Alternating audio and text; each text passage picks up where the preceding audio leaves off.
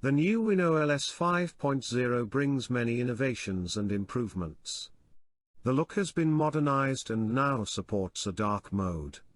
With real 64-bit there is always enough memory available, even for large projects.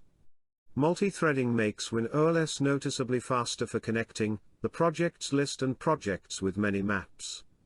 Furthermore, there are new features. The new map database allows advanced users to define rules for the automatic naming of potential maps. With the new smoothing function you can smooth maps. There is a dockable window list.